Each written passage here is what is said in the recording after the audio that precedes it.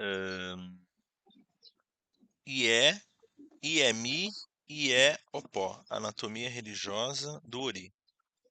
Ori Nu e os IES, as memórias, se dividem em IMI, memória existencial, IE-OPO, memória adquirida.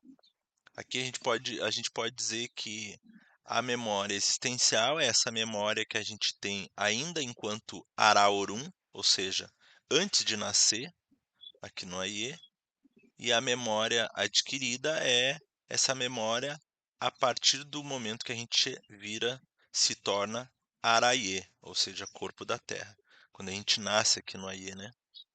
Então toda essa memória, desde o nascimento aqui no Aie até o nosso retorno da massa de origem, é essa memória IE-OPO, né. E essa IE-MI, que é essa memória antes do nascimento, é uma memória que a gente perde acesso no momento que a gente nasce, né. E alguns textos vão dizer que a gente tem alguns momentos que a gente acessa essas memórias, né, porque elas estão lá no Ori. E a gente acessa essas memórias quando a gente sonha, né.